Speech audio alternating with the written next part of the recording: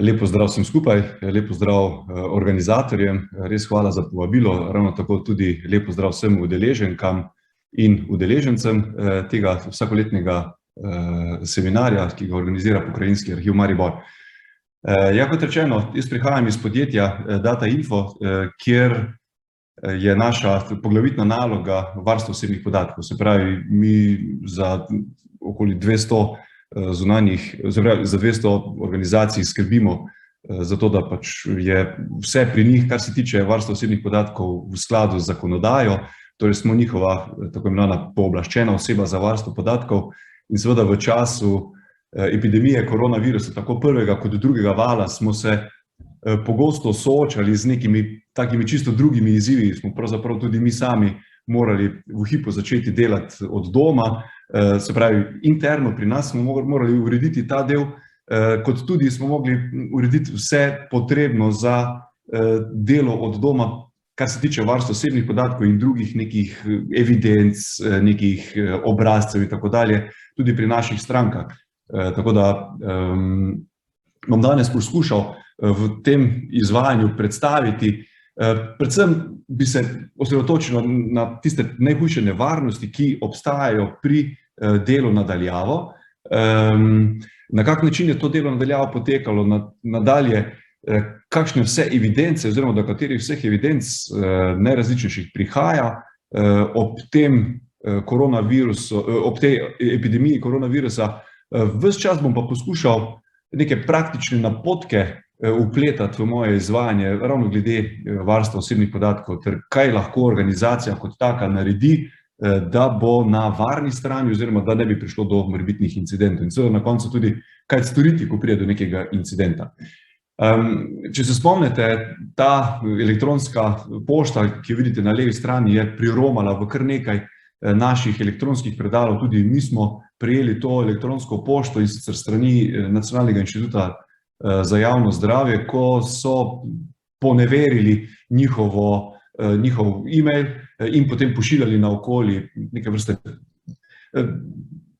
reklamo, ali kako ne rečem, za kako naročiti oziroma kakšni preventivni ukrepi v zvezi s COVID-19 naj posameznik oziroma posamezno podjetje naredi.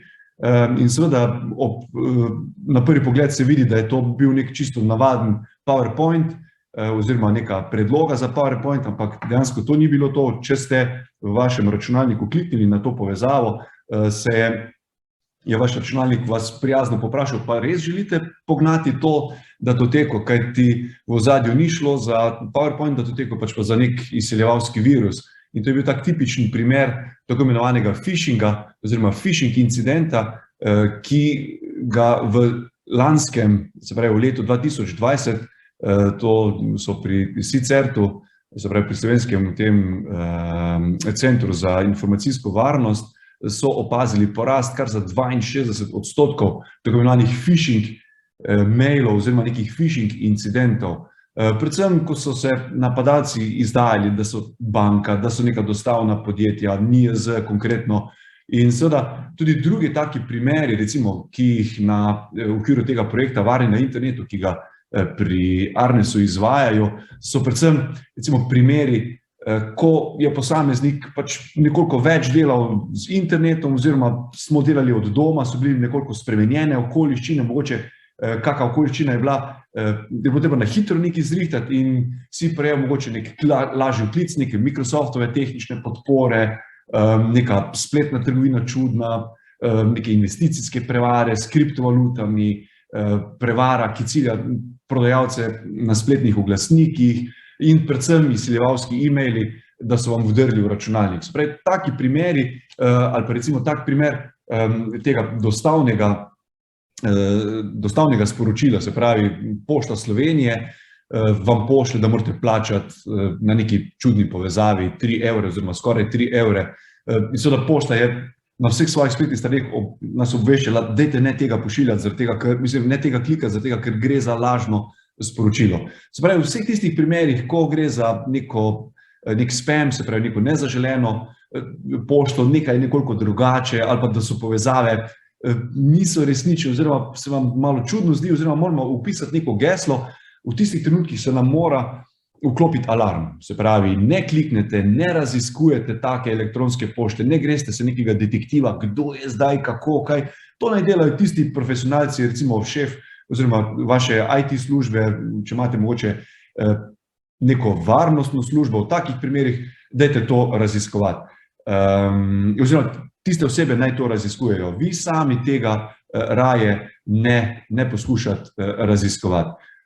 Zakaj ne? Zaradi tega, ker ko smo, recimo to so še dva taka primera, recimo Arnes podpora, ki sem jo zdaj včeraj sem pogledal na hitro mojo elektronski predal, vidite, recimo sklad za pomoč COVID-19, kaj moram poslati nekomu, služba za notranje prihodke, da bomo nekaj, moramo poslati gospodu Dafiju in bomo potem nekaj dobili, ali pa moramo recimo klikniti na neko povezavo, odpraviti težave s sinhronizacijo in to nam je Arnes poslal. Tipičen tak primer nekih lažnih sporočil. Se pravi, zakaj tega ne delati? Zakaj ne? Zaradi tega, ker v enem izmed naših organizacij, s katerimi sodelujemo, so izvedli tako imenovan phishing test. Kaj je to? Se pravi, nekoga so najeli zato, da je preveril, koliko so zaposleni ozaveščeni o, recimo, takih sporočilih. In je pripravil neko tako prijazno sporočilo vsem zaposlenim, ne vem, zgodilo se je to in to, dajte klikniti na to, pustite svojo elektronsko pošto in rezultati so bili res zastrašljivi. Kajti v več kot 50 gesel so samo v 8 urah testa uspeli doseči, nadalje so več kot 40 uporabnikov, so ugotovili, da uporabljajo zelo enostavno geslo, se pravi recimo geslo ali pa, ne vem, ljubezen, mama, neko tako brezvezno besedo, kratko besedo ali pa 1, mislim, zastrašljivo. Nadalje več kot 20 zaposlenih je kliknilo na tisto povezavo in moramo se zavedati, da je dovolj eno geslo oziroma en klik zaposlenega, da nek sistem pade.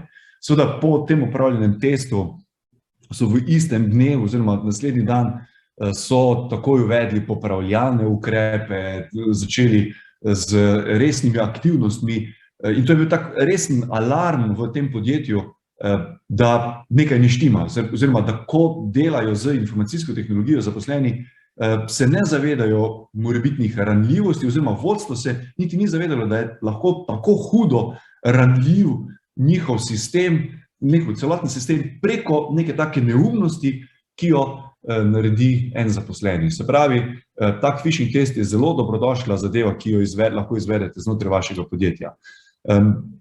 Recimo, kako pa to vpliva pravzaprav na varstvo osebnih podatkov? Namreč, ko pa recimo v nekem podjetju pride do nekega klika, ne, da ni to požarna vaja, da ni to nek test, ampak da dejansko nekdo se odzove na napadalčev e-mail in pride do neke okužbe. In to smo imeli en konkreten primer, ko informatik opazi neizvedbo nekega kopiranja in neko tako opozorilo, da se del njihovih datotek je že začelo kriptirati, seveda nemudoma je ugasnil strežnik, ga umaknil iz omrežja in nekatere datoteke so bile že zaklenjene in posledica je bila, da v tem primeru je šlo za en dan brez elektronske pošte in brez informacijskega sistema celotne organizacije in so uspeli povrniti v prejšnje stanje iz varnostnih kopij. Poznamo pa primere organizacij, ko so morali plačati tako imenovano odkupnino, da so jim ti napadalci poslali neko kodo, s pomočjo katere so odklenili te datoteke, ki so bile zakriptirane. In seveda zaradi tega, ker niso mogli ves čas v tem podjetju zagotavljati celovitosti podatkov in je bila ta celovitost podatkov ogrožena, so morali izvesti tako imenovano samoprijavo o nekem varnostnem incidentu pri informacijskih pooblaščenki Republike Slovenije in na osnovi tega postopka so seveda potem morali znotraj podjetja odgovarjati na številna vprašanja. In sicer v 10 dneh so morali zbrati vse najrazličnejše podatke na temo varstva osebnih podatkov. Ali imajo sprejeto politiko varovanja, ali imajo nek interni akt, ki ureja vse te postopke, kako, kaj, kdo lahko kaj dela, ali zaposleni poznajo to, so bili izobraženi o tem.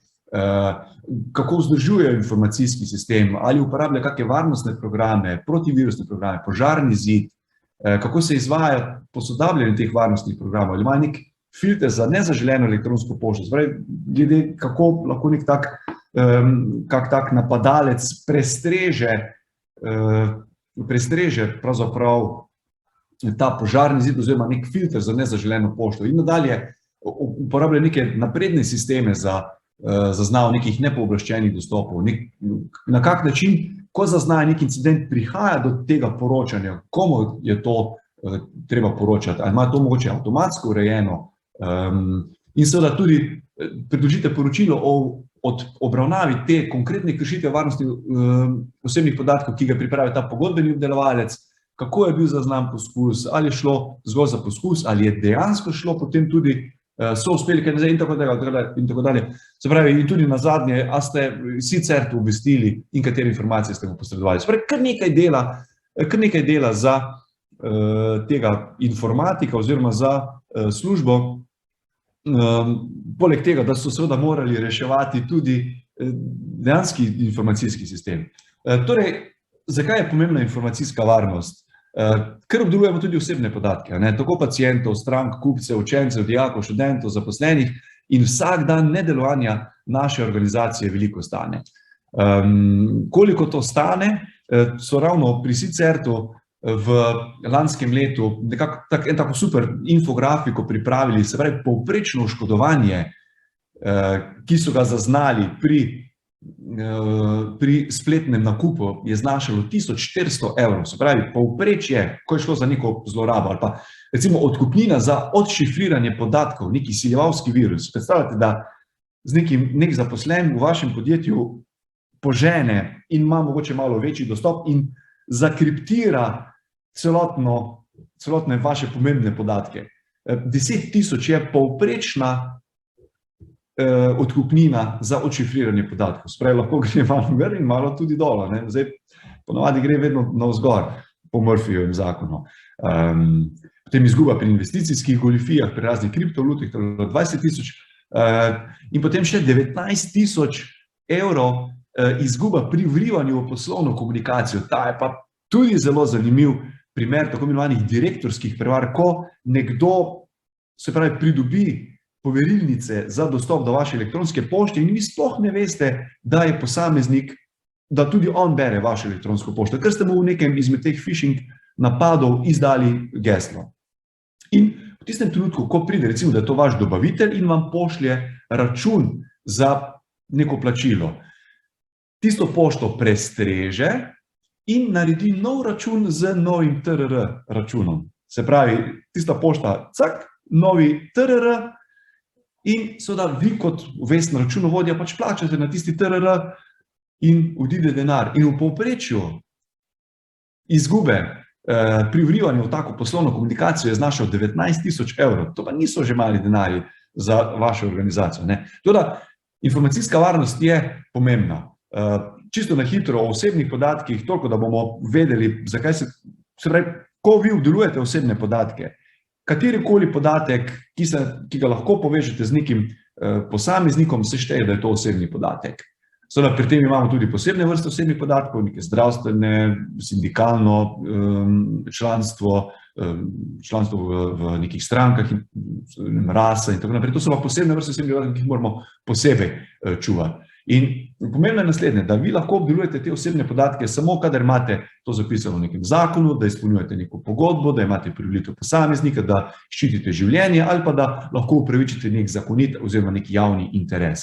In seveda zakonodaja, ki ureja to, da lahko vi obdelujete neke osebne podatke, neka tak krovni zakon je ta znan zakon oziroma splošna uredba o varstvu podatkov GDPR, ki je enoten zakon oziroma enotno zakonodaja znotraj vseh držav članic EU. V Sloveniji pa imamo že pač tako imenovan obstoječ zakon ZVOP-1, seveda obdelava pa ureja tudi vaša področna zakonodaja. ZVDAGA se nekaj na to, potem zakon o delovnih razmerjih in tako dalje, opredeljuje to. Sicer ne bomo se spustili na področje, kaj zdaj velja, kaj ne velja znotraj splošne uredbe, glede na to, da nimamo še novega zakona, ki bi v celoti implementiral to splošno uredbo oziroma ta GDPR, to je stvar nekih pravnih debat, bomo raje to za drugič pustili, ampak nekako se predvideva, da bi v letošnjo jesen bil ta ZVOP-2 celo sprejet. Ok, da zdaj malo povežem ta moj naslov in to, kar sem malo prej razlagal, se pravi, vse te spletne prevare, direktorske prevare, phishing napadi in tako dalje, ko smo bili v času epidemije in tudi sedaj, se pravi, ko imate možnost dela od doma, kajti znano je, da marsikateri delodajalci, tudi mi sami, pri našem podjetju smo omogočili 3-2, se pravi 3 dneve smo prisotni tukaj, 2 dneva lahko delamo od doma. In seveda, ko smo bili umaknjeni, se pravi, nismo imeli teh srečanj v živo, smo veliko več za to potrebo po komunikaciji uporabljali IKT. Zaradi tega, ker so se vzpostavile neke nove razmere, neke drugačne razmere, je tudi strani državne uprave se je zahtevalo vedno več nekih evidenc po posredovanju, nekih osebnih podatkov. Na strani delodajalca je tudi nastalo vedno več nekih zahtev po vodenju nekih evidenc. Nenazadnje ste, marsikatera vaša organizacija je uvedla to evidenco vstopa v vaše delovne prostore. Nadalje, nazadnje smo imeli to dilemo, kako preverjati te PCT pogoje ali hraniti to, ne vsak zaposleni pri sebi vodi to evalvacijo oziroma to, ali je testiran, ni testiran in tako dalje. Polno nekih takih evidenc in seveda več kot delamo z IKT-jem, zaradi tega se pojavlja vedno več priložnosti tudi za napadalce, da nas pač ujamejo na neki taki nepripravljeni situaciji in to seveda potem vpliva na tako imenovano varstvo osebnih podatkov tudi v teh malo drugačnih razmerah. Torej, razni seznami, ki jih uporabljate, ali bodi si neki razporedi, dežurstva, neki PCT seznami, ki jih imate, dajte biti pazljivi, kdo se ima dostop do takih seznamov. Seveda, vse je odvisno od tega, kakšna vsebina je tistega seznama. Se pravi, recimo nekateri zaposleni, če je to recimo neka dežurstva ali pa neki dopusti, ko imate nek omejen dostop, ko so vidni samo v pisarni ali po zbornice, in ni to javno objavljeno, je seveda dopusten dostop. Ali pa recimo, ko boste pa neke sezname objavljali recimo na vhodnih vratih, čakalnicih, recimo pred učilnico ali pa pred nekimi pisarnami, v tistih primerih pa morate biti res pazljivi. Tudi ko recimo uporabljate neke sezname za razne konference, ki jih za potrebe nekega dokazovanja, za neke projekte in tako dalje, ko morate organizirati neko izobraževanje, v tistih primerih dajte biti res pazljivi, a so na tem seznamu res samo tisti podatki, ki so nujno potrebni. Seveda, tule na vrhu, kot vidite, sem omenil tudi PCT pogoj. Zdaj, te sezname, kdo izpolnjuje, kdo ne izpolnjuje PCT pogoj, pa jaz vam priporočam, da te sezname pa dajte skrbno varovati in naj se z njimi seznanja izključno le pooblaščena oseba. In tukaj morate biti res previdni, ker to na tem področju, se pravi, se veste, ta polarizacija, cepljeni, necepljeni in tako dalje, to vpliva zelo močno na čustva posameznikov in mi sami imamo ravno zaradi teh tako imenovane moče kakšne rahle neprevidnosti pri pridobivanju, pri pošiljanju, razpošiljanju teh evidenc ali pa mogoče kakšne neprevidne objave nekih takih evidenc, imamo kar nekaj inšpekcijskih postopkov, ki jih vodimo in moramo potem pojasnjevati, kako in kaj to izpeljati. Zdaj, ko kakršnekoli nove obrazce uvajate za potrebe vašega dela, predvsem z vidika dela nadaljavo ali kakorkoli obnašanja v času te koronavirusa, v takem primeru dajte biti skrajno pazljivi. Dajte biti pazljivi, kako boste te obrazce upeljali, seveda, da boste tudi, ko pridobivate neke osebne podatke, boste ustrezno dali povezavo na politiko zasebnosti iz vaše spletne strani in seveda se priporoča, da ta obrazec pred uporabo pošljete tudi pooblaščeni osebi za varstvo podatkov v nek pregled, da je res vse ok z njo. Se pravi, ko delate od doma, jaz mislim, da smo se zdaj že bolj ali manj kar dobro naučili, da moramo biti pač zelo previdni pri delu od doma. Treba upoštevati navodila vodstva, ne uporabljati nekih brezplačnih zasebnih rešitev. Treba izbrati primerno delovno mesto. Ko pošiljate neke osebne podatke, posebne vrste osebnih podatkov, neke zdravstvene podatke po elektronskih poštih, je treba obvezno šifrirati. Imamo kar nekaj inšpekcijskih postopkov na to temo.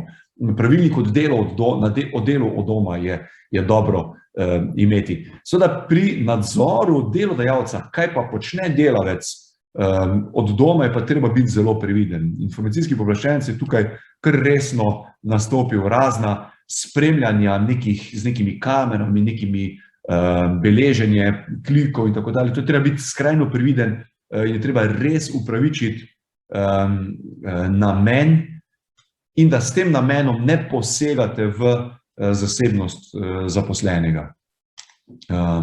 Ko izvajamo neke videokonference, kaj hitro se pojavi kak neznanec, se pravi, ko delo nadaljavo, poleg zaposlenega spremlja tudi neka neznana oseba, v takem primeru gre za poseg v zasebnost, kršitev, lahko tudi za razkritje nekih poslovnih skrivnosti.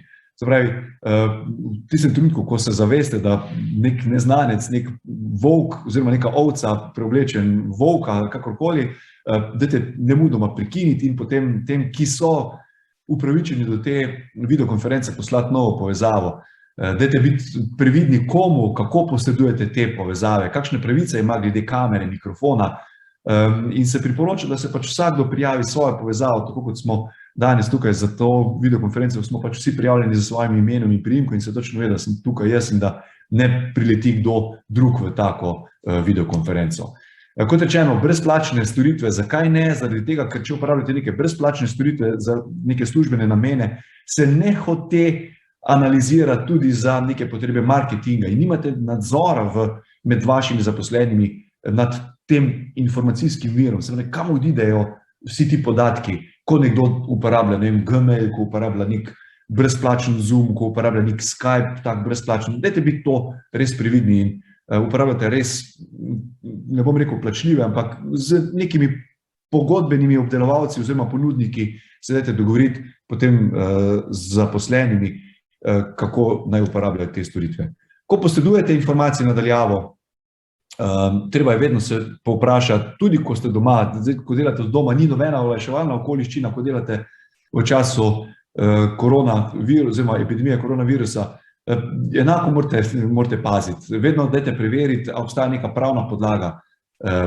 In priporočljivo je, da si vedno beležite neke uradni zaznamek, komu ste posredovali kateri podatek. Če ne morete po telefonu ustrezno preveriti, ko je treba po vseh dveh podatkih preveriti, a je na drugi strani res tista oseba, za katero se izdaja, dajte reči tej osebi, ki vas kliče, gospod, gospa, dajte mi prosim pisno poslati, da res vem, da ste to vi, nek uradni naslov in vam bom potem posredovali te podatke, ki vam pač pripadajo.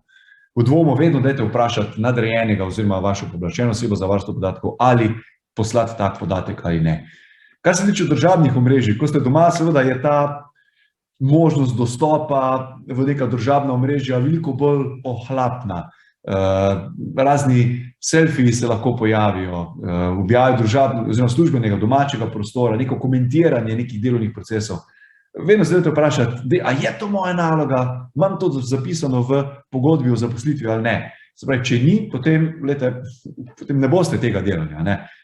Res, dajte se držati družba je družba, služba je služba in paziti na te vsebine, ki jih delite, službene vsebine, ki jih delite v vašem zasebnem življenju. Kar se tiče pošiljanja elektronske pošte, tudi ko delate od doma v času epidemije, je treba tudi še posebej paziti, kajti v vseh tistih nekoliko kriznih primerih, kriznih situacijah se je kaj hitro zgodilo, da ste po pomoti poslali neko elektronsko pošto. In dajte se res držati skrbno tega načela. Kar ni za vse prejemnike, dajte potem v tistem primeru te prejemnike dati med skrite prejemnike. Se pravi, ko pošiljate pošto recimo vsem zaposlenim, dajte za vsak slučaj ne vse zaposleni navesti, tule sem, da so naslovi vidni vsem, dajte raje med skrite prejemnike, dajte uporabljati to možnost SKP, skrita kopija. Res veliko lažje vam bo, ker ne boste razkrili teh elektronskih pošte in veliko lažje, res toplo priporočam, dajte biti pazljivi, še posebej, ko morate na hitro nekaj poslati. In dajte si vklopiti tisto možnost, da po 10-15 sekundah, da še prikličete možnost pošiljanja. To je res zelo dobrodošla funkcija, ki naj vam jo vključijo pri tem vašemu delu.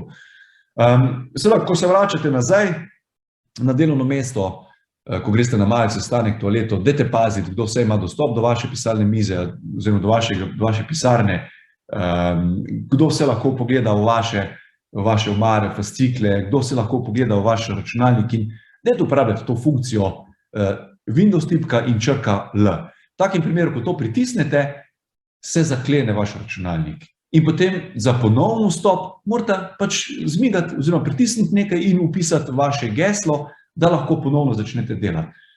Res, dajte biti pazljivi in paziti na te informacijske vire, ker se mi zdi, da včasih, ko uporabljam računalnik, se nam zdi, da to je nekaj samoumevnega, se ne bodo. Ja, bodo, pride do zlorabe. Dajte biti pazljivi. Gesel in vseh te poverilnic, ki jih imate za dostop do najrazličnejših podatkov, do najrazličnejših baz, do računalnika, nekih virov, dajte jih ne objavljati, tako kot v enem od pri naših strank, ko so imeli geslo, pač kar tule na nekem skupnem računalniku. Dajte biti pazljivi. Pazite na politiko čiste mize tudi doma, da vaš mož, žena, otroci ne bodo imeli dostop do nekih testov, poročil, izvidov, seznamov, računov, sproti dajte umikati, pospravljati, zaklepati v vaše neke omare, predale, da omejujete dostop do vseh teh osebnih podatkov. Nadalje, ko pa naredite neko napako, vam pa toplo priporočam, da čim prej obvestite nadrejenega, da potem sprožite celoten postopek, kako boste zadevo speljali skupaj z vašo pooblaščeno osebo za varstvo podatkov.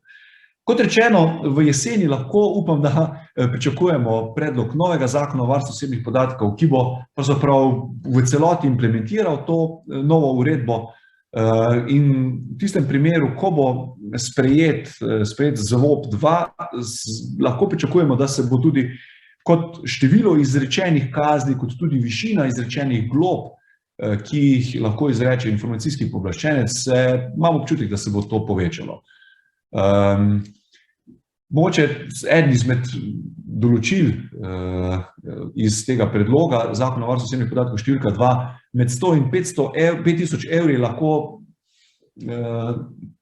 obglobljena odgovorna oseba, se pravi, to je tista oseba, ki je pooblaščena opravljati delo, recimo, če krši neke obveznosti, ne da nekega uradnega obvestila glede kršitve, krši neke temeljna načela zaupnosti, celovitosti, omejitev hrambe, ne zadosti nekim pravicam posameznika, ga ne seznanijo s podatki, ne upoštevajo omejitev obdelave in tako dalje. Se pravi, kar visoke kazni tudi za nas posameznike, če ne naredimo tiste naloge, ki nam je zadana.